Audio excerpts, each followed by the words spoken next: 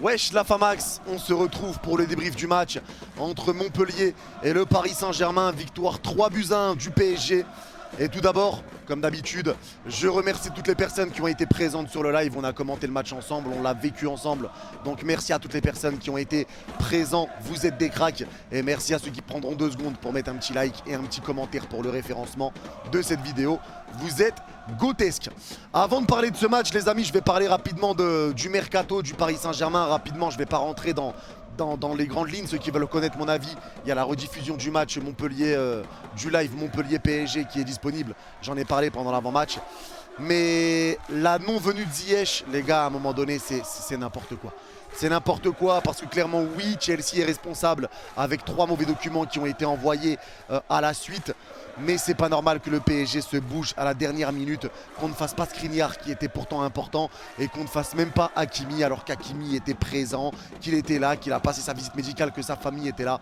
C'est pas normal non plus. Alors certes, Chelsea est responsable, mais le PSG aussi de s'être bougé aussi tardivement. C'est une manie qu'on a de tout le temps commencer à bouger sur les dernières minutes, les dernières heures du mercato. Et ben voilà, Chelsea c'est pas nos amis, on n'est pas les amis de Chelsea pour qu'ils nous fassent des cadeaux, pour qu'on leur fasse des cadeaux.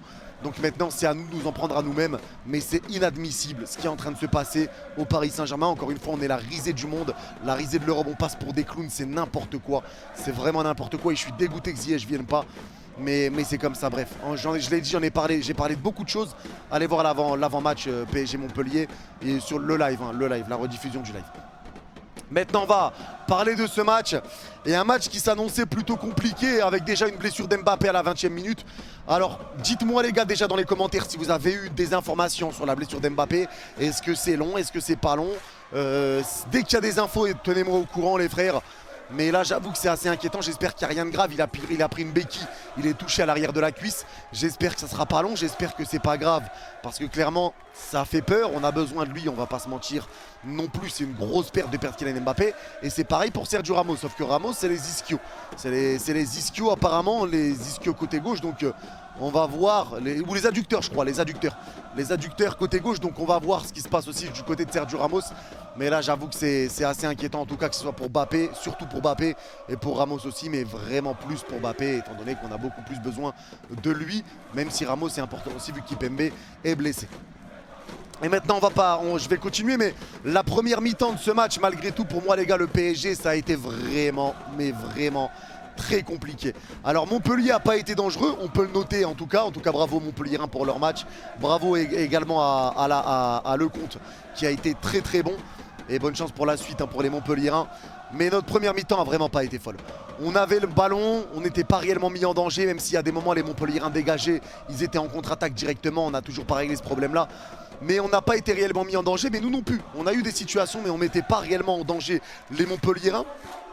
Et le match me faisait penser à Arabie Saoudite, Argentine, avec 2 pénaltys ratés d'Mbappé, des buts signalés hors-jeu, refusés pour hors-jeu.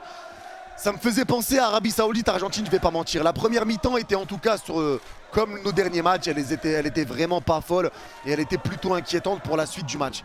Au final, en deuxième mi-temps, ça a été beaucoup mieux. On a beaucoup mieux joué, on a très bien joué, même si encore une fois, on prend un but sur une grosse erreur de Bernat qui est rentré en cours de jeu. Une grosse perte de balle et frappe entrée de surface. On aurait pu éventuellement se faire rattraper encore une fois. Mais bon, Zahir Emery a été buteur.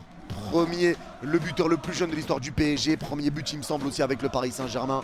Zahir Emery, j'espère le voir encore et encore et encore. Et devant Carlos Soler, je l'ai déjà dit mais je le répète, devant Carlos Soler, pareil pour Garbi, pareil pour Elias Kosni.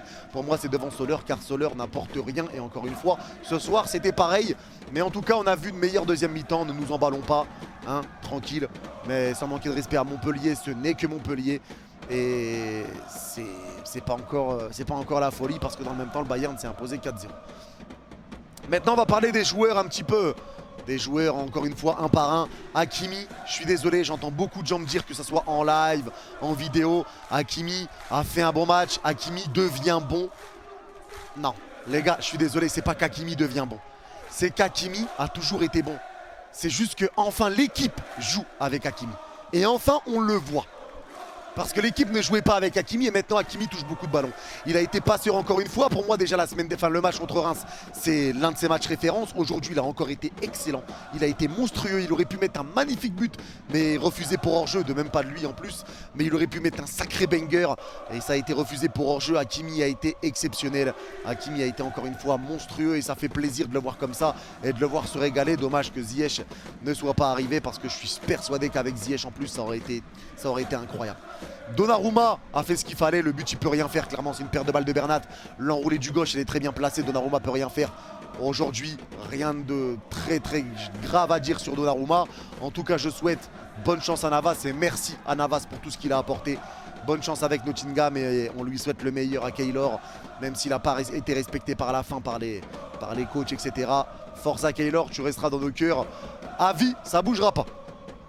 Marquinhos et Ramos maintenant, ils ont été bons, ils ont fait leur match, voilà, ils ont très bien défendu, ça a été solide défensivement. Ramos est sorti, il faisait un bon début de match, il est sorti sur blessure, c'est Danilo qui est passé en défense centrale. Danilo a été impeccable pour dévier les ballons au premier poteau, au point de pénalty, etc. Danilo a été impeccable. Donc Danilo, Marquinhos, bon match des deux, on n'a pas beaucoup souffert. Donc ceci explique cela. Mendes, aujourd'hui ça a été... Mendes ça va, Mendes a fait son match, même si ça a manqué parfois un petit peu de justesse technique. Mendes a fait son match, encore une fois on le voit, hein, il y a une grosse différence entre Mendes et Bernat. Mais c'est pas le meilleur Mendes qu'on ait vu, mais il a fait son match, il a fait le taf, il a fait ce qu'il fallait et ce qu'il pouvait surtout. Danilo Pereira, je l'ai dit, a été exceptionnel, Renato a fait son match également. Carlos Soler par contre les mecs, je le dis, je le répète, mais pour moi Soler ne doit plus jouer, ou en tout cas ne doit pas être dans la hiérarchie devant Garbi, devant Hosni et devant Zahir Emery.